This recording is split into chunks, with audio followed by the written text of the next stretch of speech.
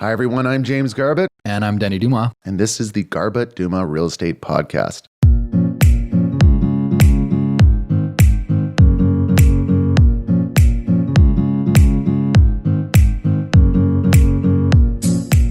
Welcome back to the podcast, ladies and gentlemen. After a couple month hiatus, we are back in studio. I think 2020 has been a very strange year and a little bit mentally exhausting in some cases. And we decided to take a little hiatus through the summer, but the energy is high in the room today. I've never seen Carl smile so big. And, and there's James Garbutt, ladies and gentlemen. Welcome back to the Garbutt Dumas Real Estate Podcast. This is exciting. A lot has changed. A lot has happened in the last couple months since we've done one of these.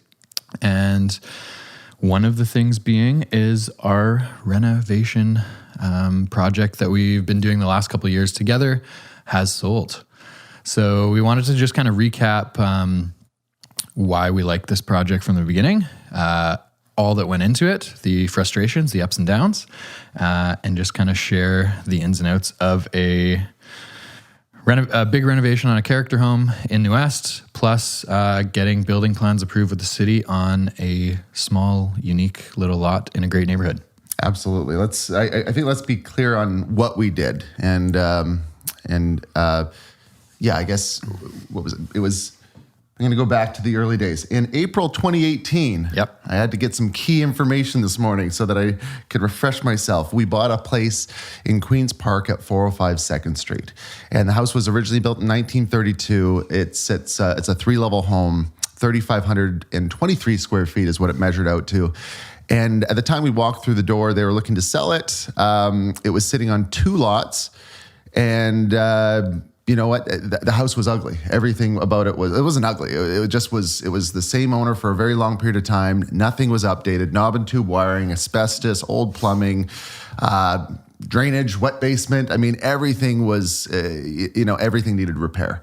And so when we walked in this home, seeing that, well, one, it's a good size home. Mm-hmm. It's in a great neighborhood. The curb appeal has tons of charm. It's very simple but classic.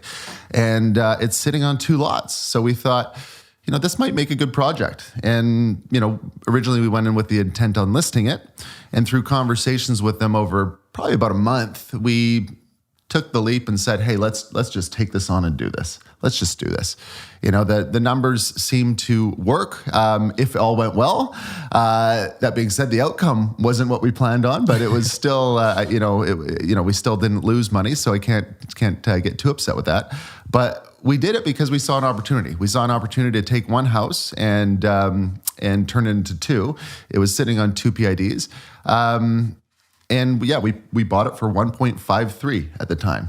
And so what we were going to hope to end up with there is the principal house, 405 2nd, 3,500 square feet, sitting on a 66 by 66 part of that lot. Mm-hmm. So 4,300 square foot portion of the lot.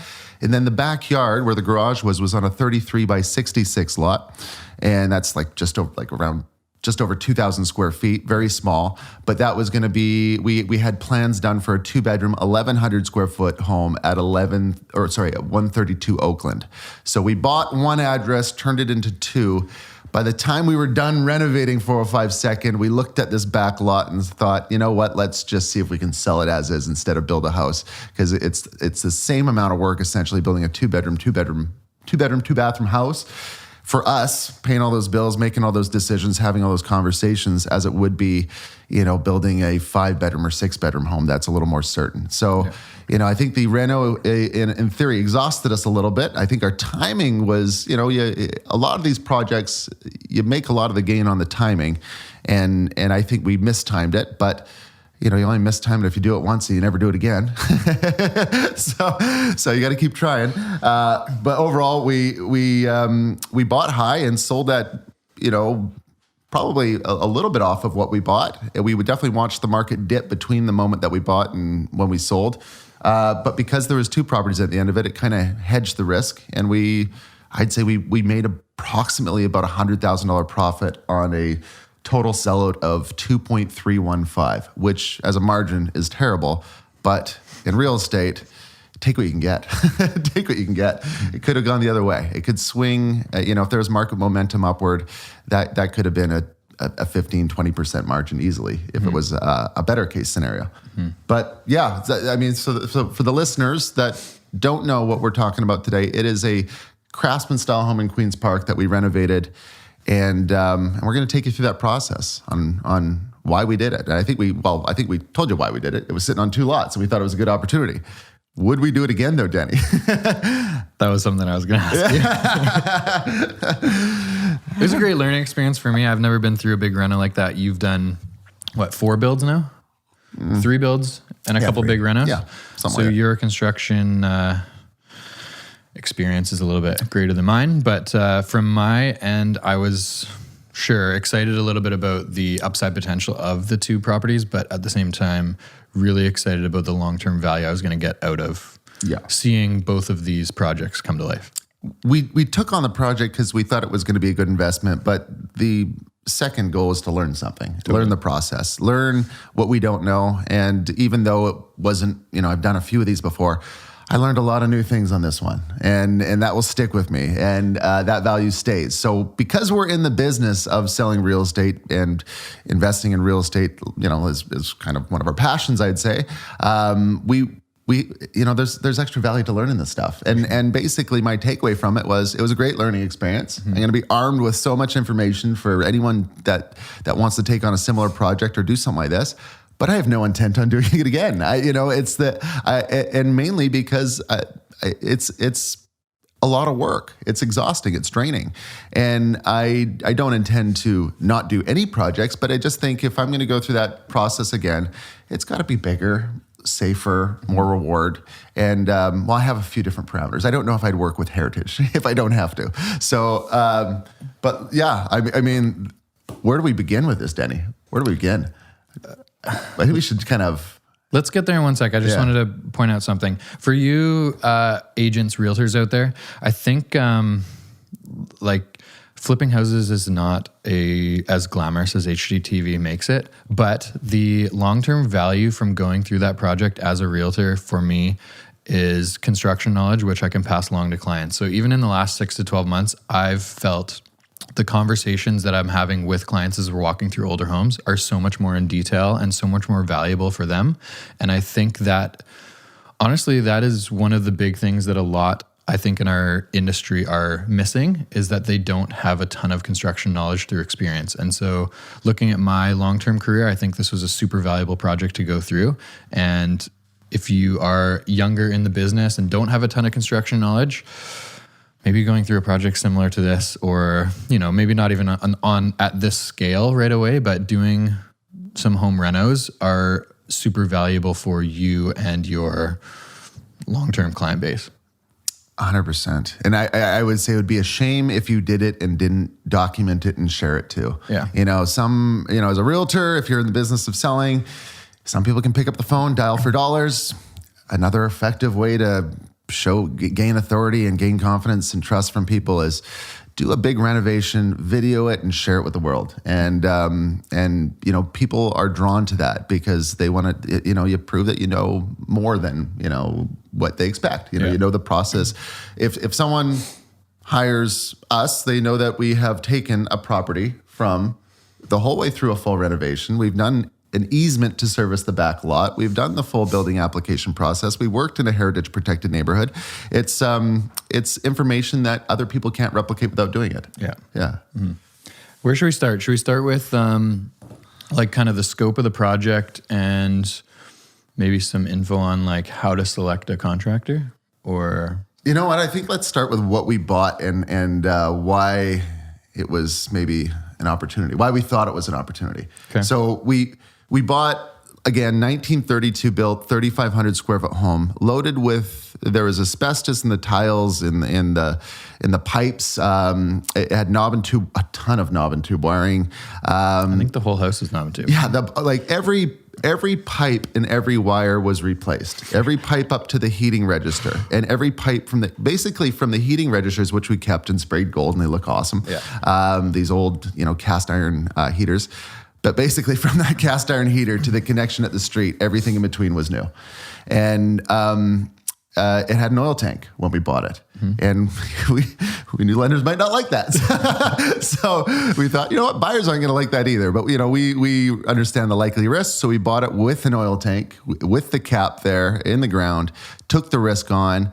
And it had a wet basement too. And we bought it in the spring, and it was ambitious to think that we weren't going to do drain tile, but we did drain tile as well. So when we walked in a home that was full of a lot of original features, light fixtures, beautiful wood flooring, not enough bathroom spaces, not enough storage, not a big enough kitchen. All the bathrooms and kitchen got reconfigured.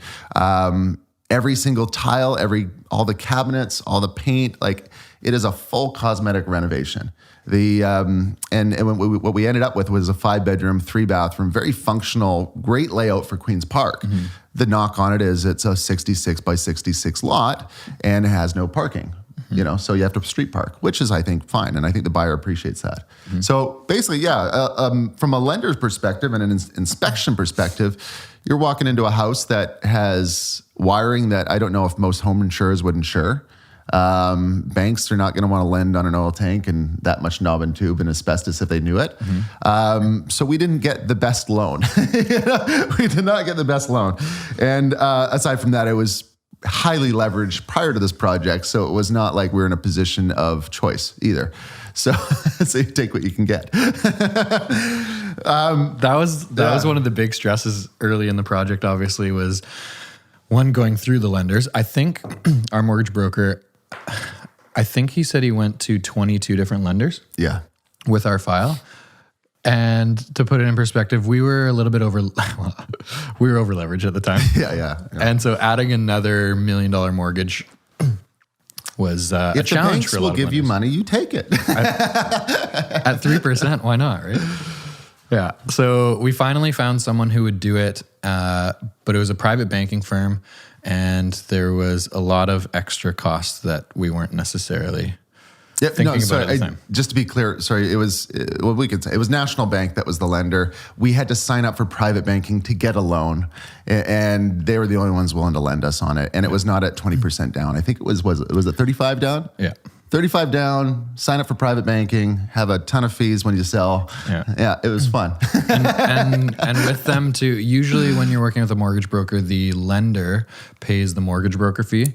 With this specific situation, they were not willing to do that, and we didn't really have any other options, so we had to pay the mortgage broker fee too. We were in the realm of like B lender, almost having to reach out to private banking. So that experience is not replicated if you're well within your affordability range. Totally. If you can get very good rates right now, and I think right now I'm seeing some people get under 2% on a 5-year fixed basis. So I had someone get 1.89 last week. 1.89 5-year fixed. That is cheap money.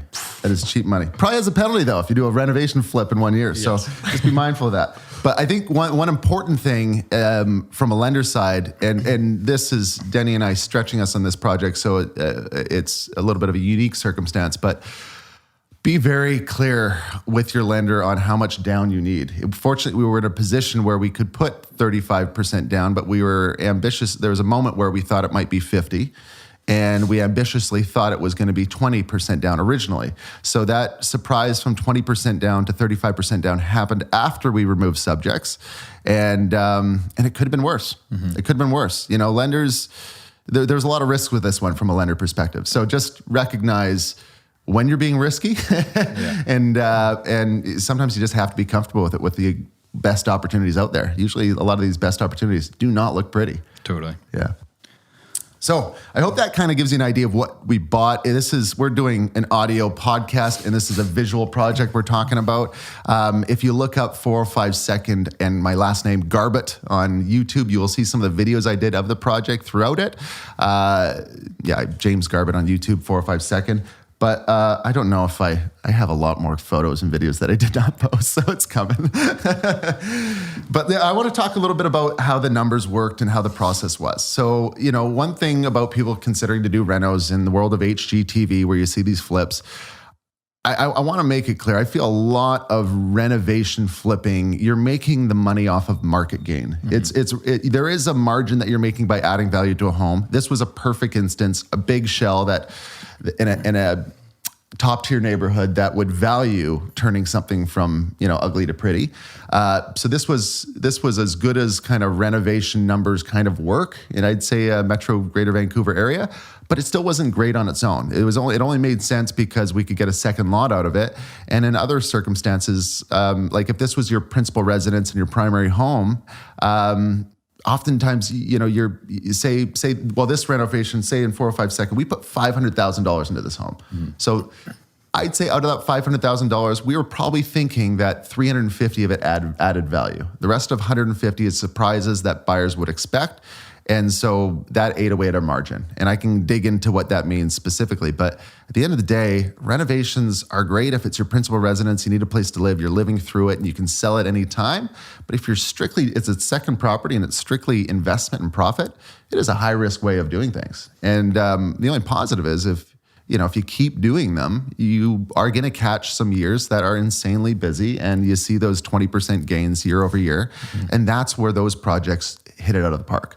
So if you keep doing that, you're going to do a home run. You're going to hit a home run. But if you do it in a down period or where you get no market gain, it's going to seem like a lot of effort for low reward. And I mean, think of all the transaction costs when you buy a home that's say $1.5 million, property transfer tax, and you got to set up the loan, and then when you sell, you have commissions, and then if there's any legal fees. When you look at the buy side and the sell side and the commissions and the fees that get in between that buy and sell, you need arguably like 5-10% market gain just to break even, probably closer to 10 just to break even when you consider all the transaction fees. Maybe I'm butchering that math, but you get the point. No, yeah, it's pretty close. You have obviously some relationships with contractors, and we do just through our real estate business, but maybe talk a little bit about like selecting a contractor for a big project like this. How many quotes should you get? Who should you reach out to? Should you reach out to people that work often in that city? For us specifically, working with like a heritage style home, should you look for contractors specific that, deal with heritage type homes all the time? Yeah, yes. I mean, there's a lot to say about contractors. It's hard to know who's the magic one, who you're going to have the best experience with. And even contractors, like their schedules are all over the place. So you can have a great contractor, get them at a good time or catch them at a bad time. You can get sometimes they care more, sometimes they don't. Sometimes they're too busy, sometimes they're not. And you truly don't know what you're going to get. And you got to keep in mind when these contractors walk through the door, they want your business because they don't know what's around the corner, but they also don't know when you're going to commit to them. And they might have other jobs land on their lap in the interim. So I find one real helpful thing is really be clear on ETA, like timeline, time frame. I make that a huge talking point before I commit to anyone. So if you talk about time frame and how long, when and where, like how long is this going to take? When can you start? All those specific questions. One, you try to get a commitment. Two, you get a gauge of how interested and how much time they have on the job. And a lot of my biggest frustrations in the past have just been from jobs going far too long over the process and over budget. But a lot of it's due to just the timeline. So I think it's important to have someone that's familiar with those types of homes, like particularly this one, 1932 home. There's a lot of tinkering, a lot of hands-on working with existing. You have to have skilled trades in there. You have to have skilled carpenters in there, and you can't shy away. Like new construction trades would be lost in this. Like new construction electricians may not be good at fishing wire behind walls. You need trades that are specialized to it, and realize the charge out rates can be all over the map. So finding a contractor that understands the different price points of a renovation for a very, a $3 million home where they want a top-notch renovation that's going to look good for the next 20 years versus a renovation for a first-time family home where it's more budget conscious. And if you spend $1 million on a renovation that would look similar to $500,000 but much cheap, like a dialed back version of it, you just can't. Certain contractors are meant for high end, and certain contractors are meant for different price levels. Yeah. Is what I'm getting at there. So I think 3 quotes is great. I think 2 of them need to be someone that's specialized in the area. Go by recommendation. Highlight timeline, time frame. In terms of cost, management fee, I mean, it's all over the map. I'd say 10% on the low end, 15% seems to be more common, and that would probably be on the higher end. Maybe it gets to 20 with finicky renos. I wouldn't be as price sensitive to the management fee. I'd be more curious about the actual carpenters, the actual people that are going to be on the site doing the work. And I think one thing that's real helpful and little tips, like when you're walking through a project with a contractor, ask for suggestions and feedback. And oftentimes you can tell a lot by that alone. If they're good suggestions or not, if they're offering anything or not. Part of the reason why I've done so many of these is to get into a position where I have enough knowledge to have those conversations and read into these things. It's a draining way to get there, though, Denny. It's a draining way to get there. So yeah, I there's no magic to it. I couldn't say choose this person or that one. It's I wouldn't be too management fee conscious. I think there's a different skill set between a construction company managing a job versus working on the job. Yeah. So there are certain contractors that are absolutely organized and their strength is management, and that's great, but usually you're paying for that. Yeah. And then the ones that are a little bit cheaper might be more hands-on, more on the job site, but their management might be a little bit disorganized. And that's probably more common. And that's where you save a few bucks, and you just have to be okay with that. So for this one, 405 Second, the front house, I put like our total construction cost with servicing between the two homes was around, call it $600,000. Or it might have been $575, somewhere in $575 to $600,000. And let's allocate 500 of that to 405 Second Street. And, that's a lot of money for a renovation project. Some of on a $500,000 renovation project, we probably made what I would say is $30,000 in mistakes on this project, $30,000 of money down the tube due to just stupidity and mistakes and poor management and oversight. Don't expect there to be that number to be zero ever. Yeah. You're lucky if it's 10, like 10,000 is what I was hoping for, but still make those mistakes. This was $30,000. And it's the frustrating thing about these mistakes, and this is part of the conversations that I would encourage you to have with your contractor early on, is who's accountable for these mistakes?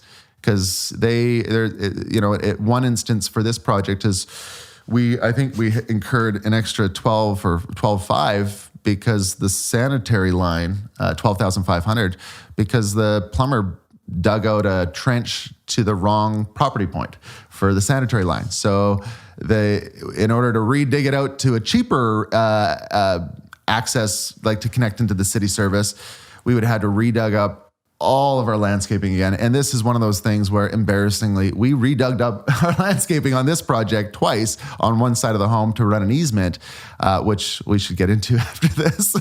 But essentially, we had to redo work. When we had a landscaped home that had drain tile finished and done, and when we recognized that there was a mistake that was done that involved redigging it up and running a new connection to the city, all that stuff had to get redug up, and that all costs money. Yeah. That's the frustrating thing about renovations. That's why if you just did one of these and left it at that, it might be a sour taste. Yeah. But you only make that mistake once. And what I'm getting at is we bought 405 Second sitting on two lots, and the second lot was given the address of 132 Oakland. One thing that we fortunately didn't do is sell 405 Second before we serviced 132 Oakland. And we almost made that mistake.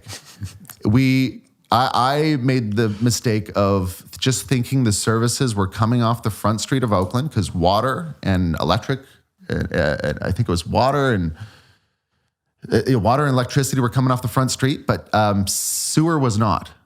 And sewer had to be run from... basically, we had to run the sewer line across 405 Seconds, the south property line, to get to the 132 Second.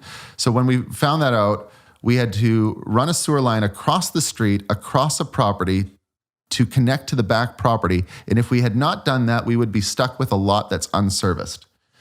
If we had sold the front house and it completed before doing that, we would probably have a dead property back there. I don't know what happens to those properties.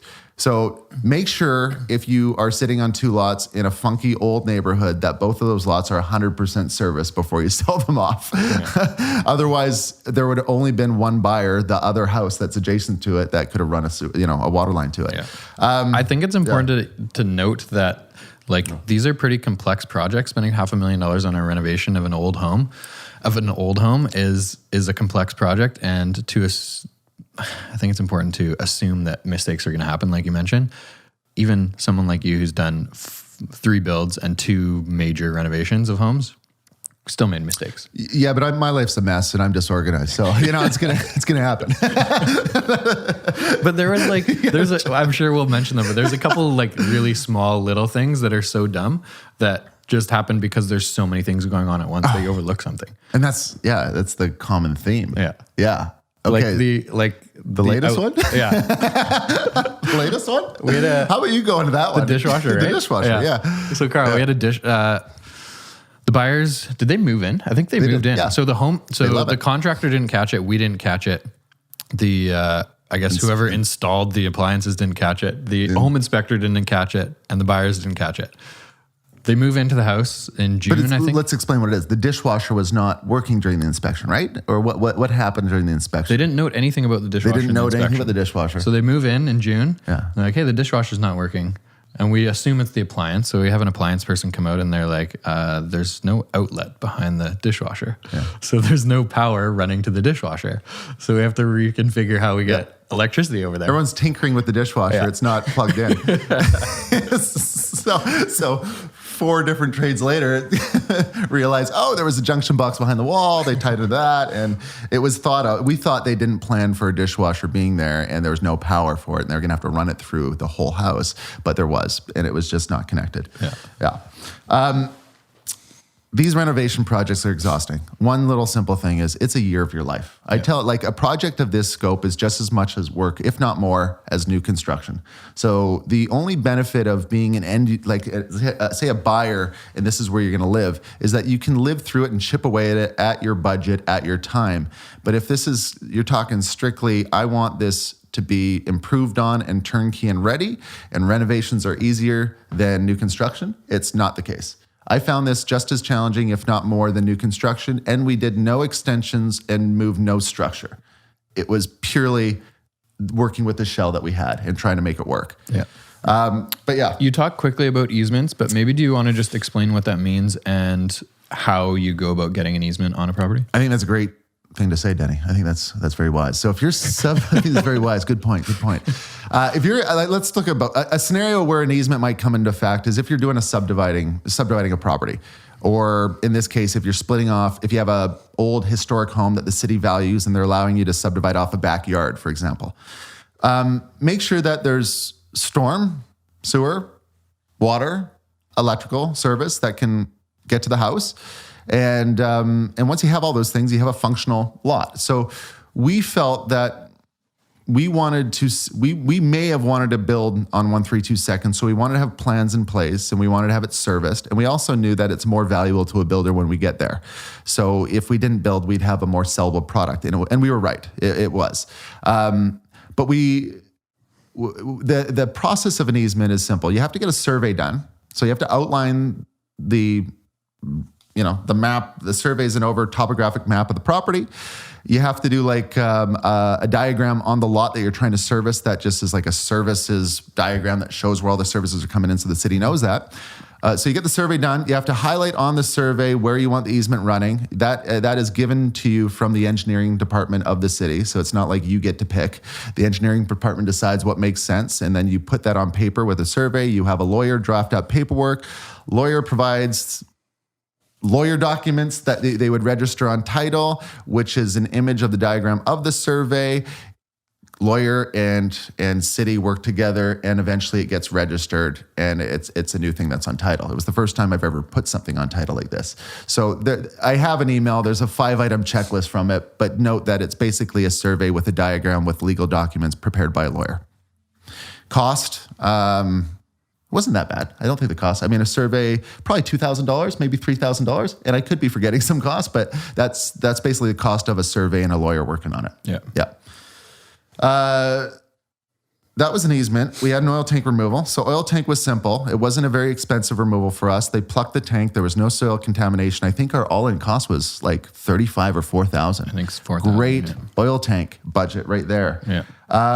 It's funny because you don't really know what to budget with oil tank Yeah. because the cost could be $4,000 on the very low end like ours was, or it could be $100,000 plus.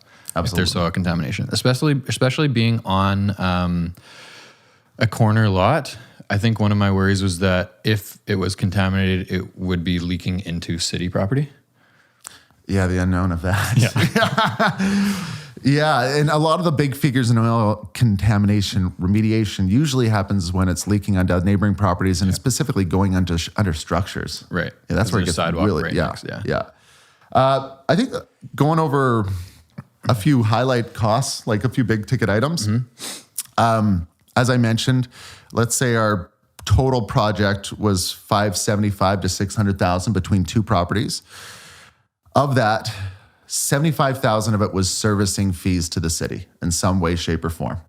So just note, like one thing, I mean, this was a permit well over $100,000, but one lesson I learned for this is pulling a permit over $100,000 in the city of New Westminster triggers the requirement to upgrade your services of water or your connections of the property at the street.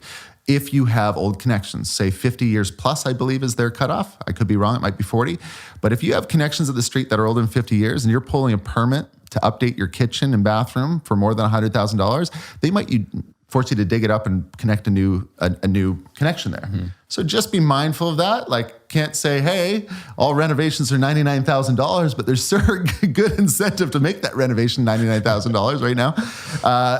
But what I found to be very unfortunate and ridiculously high and having zero leverage or negotiation power was the $75,000 we had to spend on different sewer, storm, and water for these two properties.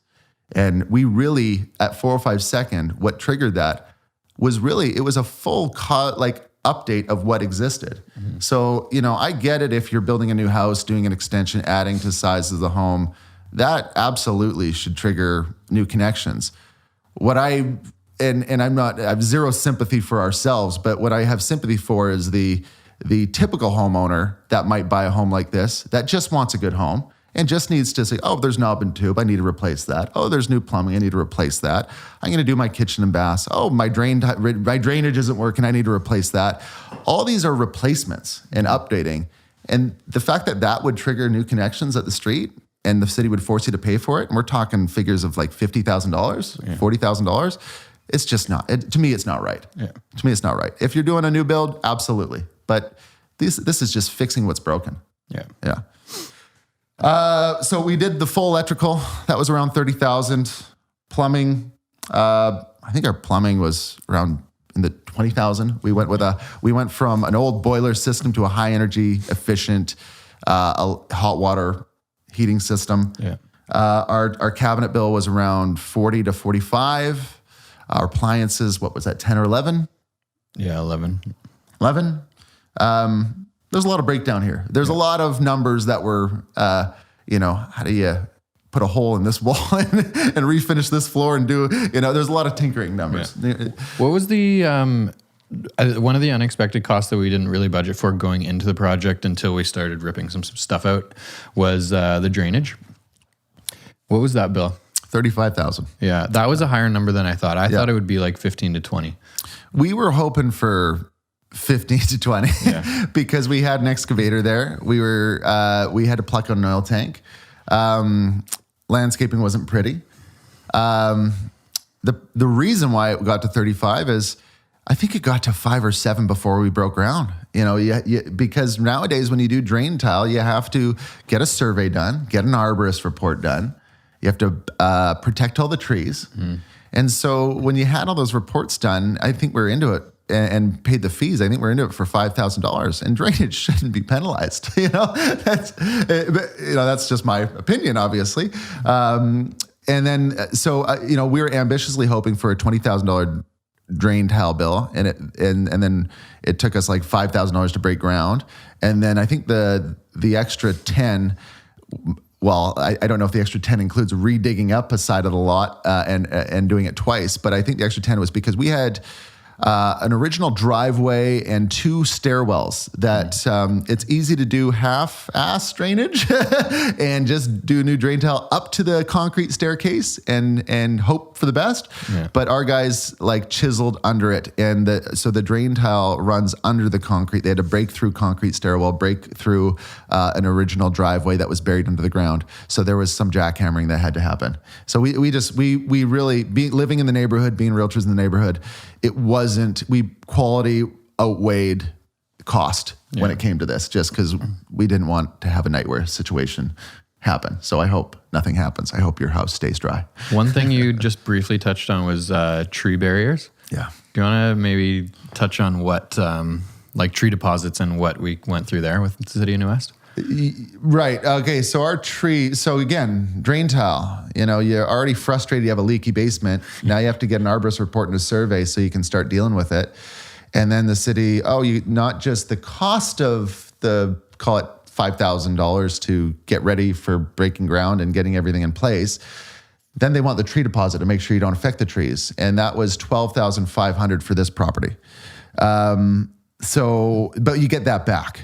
So that's money going out that comes back. But that was $12,500 for this property with 2 or 3 tree barriers that came to mind and one or 2 high valued trees. Mm.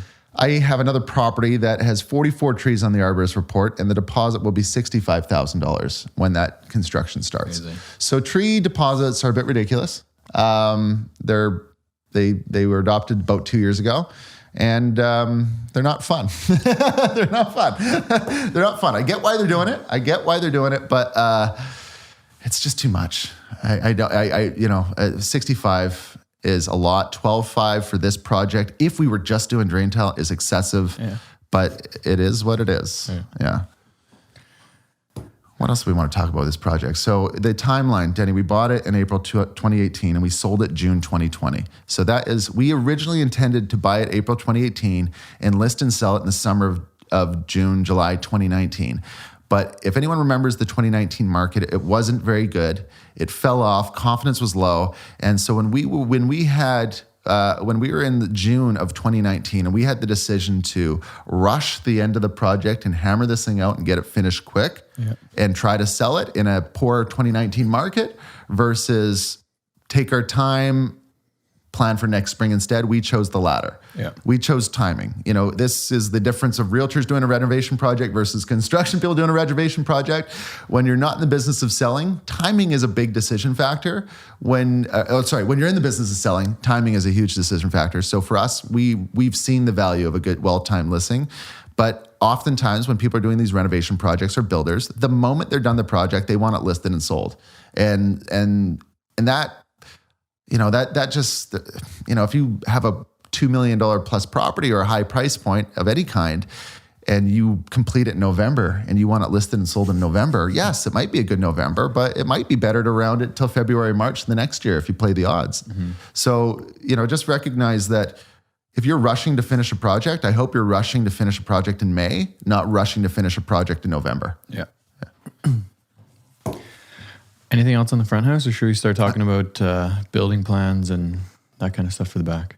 Let's go into the building. I think we've covered the overall cost, the timeline. I mean, there's a lot of specifics we can get into. My most embarrassing expense was about $30,000 on paint, and that was because we had painters come in too soon, and that was because of poor management. And so they had to really paint the place 1.5 times. Almost twice, so don't have painters come in too soon. Don't rush that. These are kind of amateur mistakes, I'd say. Someone that's a seasoned vet's going to know this. No, the back house plans. So I want to talk about the backlog a little bit. We did this project because the backyard was a second lot that was given the address 132 Oakland. That was the profit. That was going to be the margin. The front house was, let's cover our costs. And let's be clear, we sold that front house for $174,000 and we put $500,000 into it. And in theory, if we put nothing into it and just subdivided and serviced that back lot, I think we would have sold it for north of 1.3. And so when you actually think of that for a moment, we put $500,000 into a property and it gained probably 400 to 450 in value. Yeah. So there's some little aha moments for you. The back property, RS1 zoned, 50% FSR or 0.5 FSR. One thing that caused a little panic and rush for us is, we didn't want to rush the plans for the back property. But, the city of New West has made some changes lately, and I can't help but have a little frustration in my voice as I say these changes because I've been stuck in a lot of them. But they just decided that, garages are going to be part of the FSR now. So, we're in this position, we're working on plans. We have a mediocre designer that's delaying the project for us too. We'll have to talk about designers. ETA with designers, folks. Make sure time frame is key for plans. That is the number one thing. They are creative people. Hiring them on ETA and plans, making that part of the deal is important. Don't hire someone and make them drag out your project. The carrying cost of doing that is going to outweigh the bill for what they actually cost you. Yeah. So anyway, City of New West decided garages are no longer exempt from the FSR. They're included. So that meant that we had plans that we'd been working on for 6 months that had a garage that was now going to be included. So these plans were going to be useless. And we had a 2-week cutoff where it was like, these plans are going to be useless if we don't get them submitted in 2 weeks. So It was a panic. It was a rush. But we had to submit and apply these plans. And the plan is it's a 1,089 square foot 3-level home with a single car garage below. Yeah. And zoning is one of my arch nemesis that I would just love to I would love to have full control of city zoning to fix all the mistakes in it. But they, basically we had a plan where there was a main floor that was the living space and kitchen. All the bedrooms were on the top floor and the garage was on the bottom floor. And this zoning change, the city decided we don't want to give extra space for garages anymore, and we're going to make a strict cutoff on that. That would have deemed these plans useless. Mm-hmm. And to add to something for garages, just something for your wealth of knowledge. If you have a 2-car garage, the old way, you were allowed 425 square feet of exempt space. If you had a 1-car garage, you were only allowed 225 square feet of exempt space. That's off the record now, but I think a lot of cities still have that. But in this particular neighborhood, there was design guidelines that restricted 1 garage door facing forward, not 2. They don't like houses with 2 garage doors facing forward in Queen's Park. They don't even like it with 1 garage door facing forward. But why I'm getting at that is their intent is to have homes that don't look like, South Surrey where you just see driveway after driveway and garage door after garage door. They want homes that replicated 100 years ago. But that design guideline, the unintended consequence of it is you lose usable garage space. Yeah. So you're saying 1 garage door, but what you're saying is you're not allowed 425 square feet of garage anymore. Right. Yeah. And they, that's something that people don't recognize. Anyway, long story short, you're not allowed any garage anymore. So it's all, I might be confusing a lot of people by the way I'm talking about this stuff. No, that's okay. Yeah. One important factor that you forgot to mention is when we figured out that, I think it was was it by June 1st or something like that, 2018? Potentially. 2019, that the guideline for RS1 was changing, that garages were no longer exempt from FSR. And you were away that for like a week and a half before that date. Yeah. So it was like me and Jamie back and forth on the phone being like, sending me checklists and being like, this is all you need to take to the city. We need a check for this amount for the permit or whatever. And I had gone in there like a couple times and I'd never really gone in there to talk about plans before. And so I'm like showing these people at the planning department this. And they're like, well, you're missing, what did they say? Garage demo. And I was like, well, that wasn't on Jamie's list. The demolition permit. Yeah. You're missing the demolition. Yeah. I was like, well, that wasn't on Jamie's list. Why didn't you tell me about the garage demo? Now I look like an idiot. And so I step outside and call him. He's like, oh shit, we need a couple photos of that.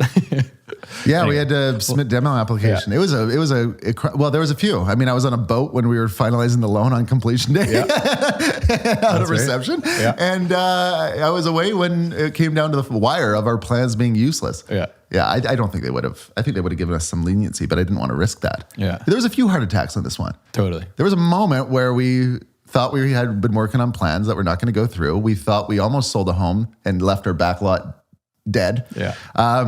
Don't do these mistakes, people. Do more due diligence. Servicing is key. Servicing is key.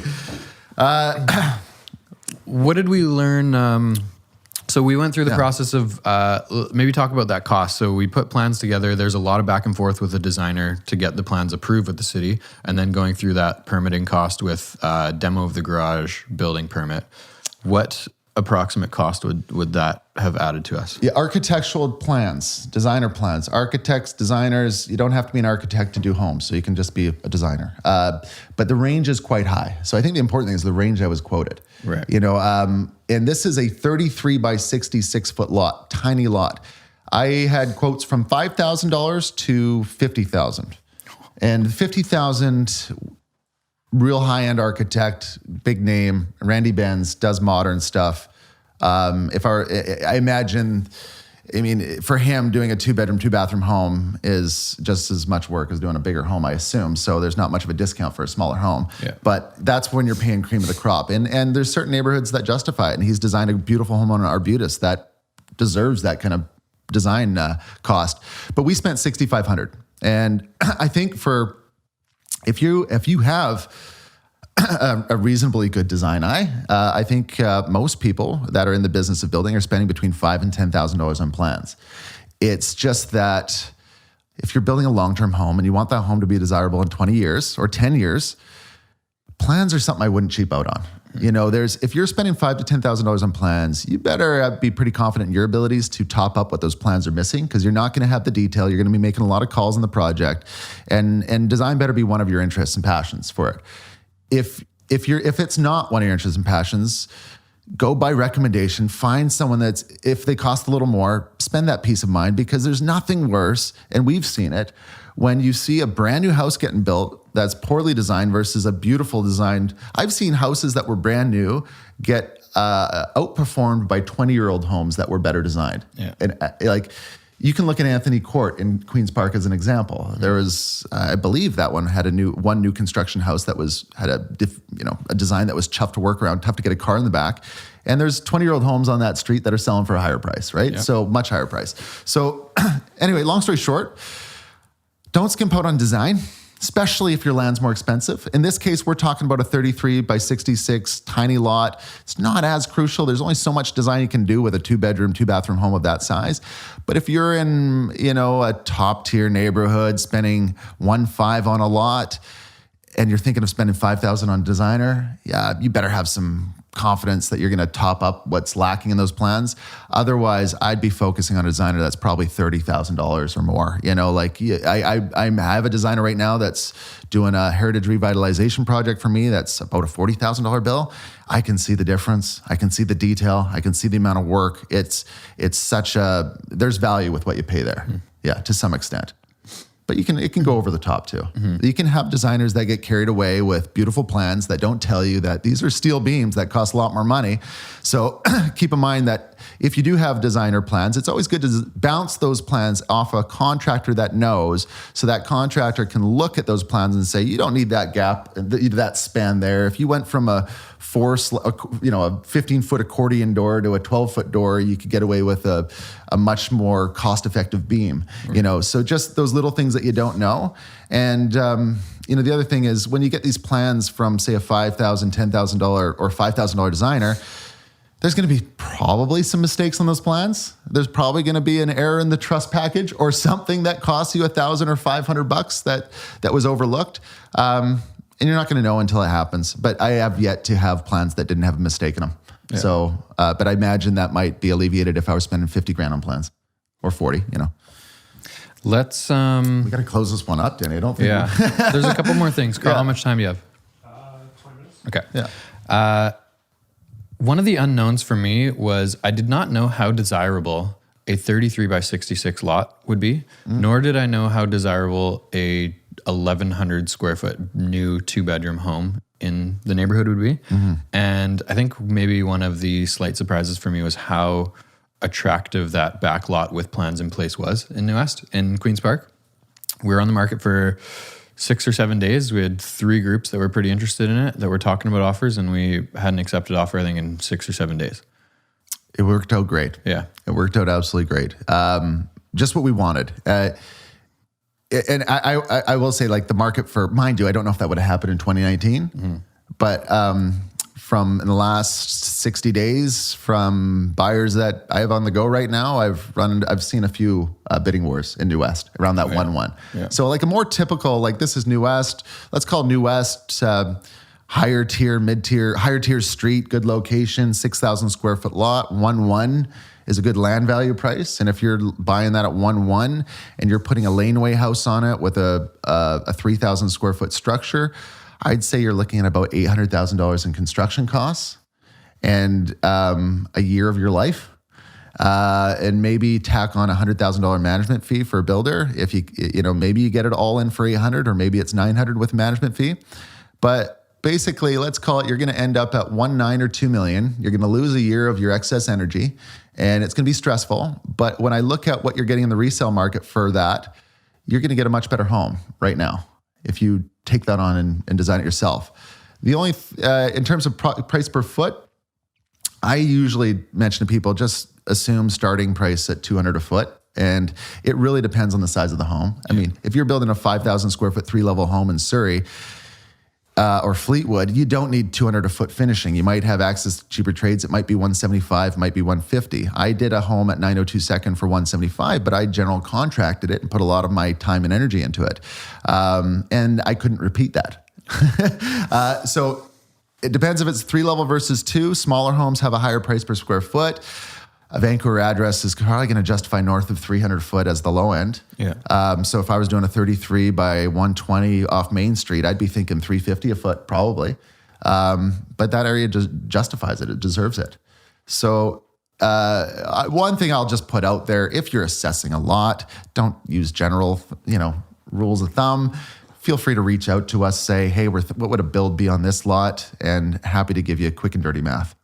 James@gdrealestate.ca. Should we talk about maybe a few things we learned, or? Yeah, I think just a couple lessons learned from my end. Like, I valued this project because I learned a few more things about renovating a 1932 home and how to make new systems work in an old home, what to expect with electrical costs and just the costs of everything.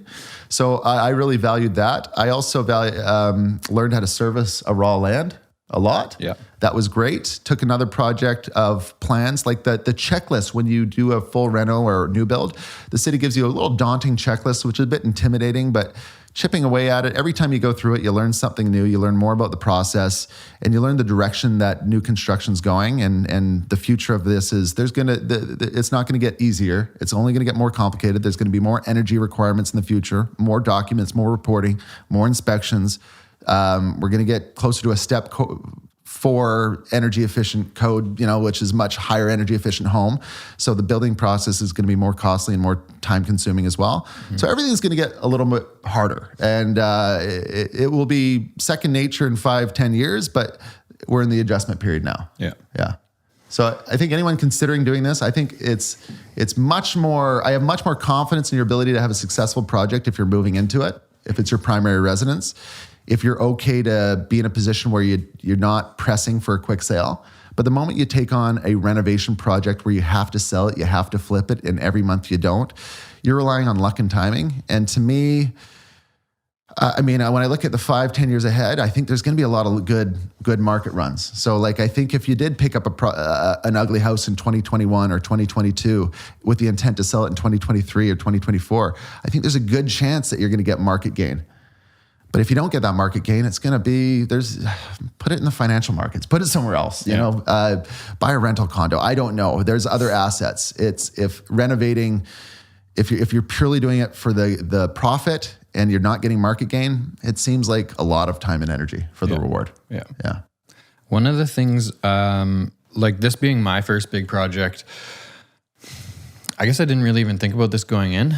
We paid cash for the reno, which in hindsight, I would have liked to explore some financing options. We got to a point where it was a little bit financially stressful because I think our goal budget was like $300K for the reno. Yeah, I think I had like 300 being ambitious, but Yeah. thinking 325 or 350 Yeah. being likely, Yeah. not knowing the service, 75K of servicing. And we also didn't know that the drainage needed to be done, which was like week 1 of the project. Yeah, so yeah, there's an extra 35 grand. Yeah. So we knew. I knew. I just blind to it. Just turned back. Yeah. So if I could redo it, I think I would like to explore some financing options with line of credits or whatever to have a little bit less cash intensive project. Absolutely. The financing on this project made the numbers worse. Totally. So that affected us. If we weren't out of pocket so much, it wouldn't have been so bad. But one thing to keep in mind, by saying yes to a project, you're saying no to every other opportunity that comes up while you're doing that project. Right. So just recognize that, yes, it might look like a good opportunity, but you are saying no until that project completes. And that was, I think, for me, the frustrating thing, because there was a lot of other opportunities that we couldn't take advantage of because we were tied up in this one. If it wasn't turning one house into two, it definitely wouldn't have been worth it. But for myself, turning one house into two isn't really exciting anymore. It's got to be something a little more certain, a little more scalable, more units. Mm-hmm. And I think there's going to be plenty of opportunity in the next 10 years for that. Totally. Yeah. I think that's a great podcast episode. Carl, what do you think? Did you learn something?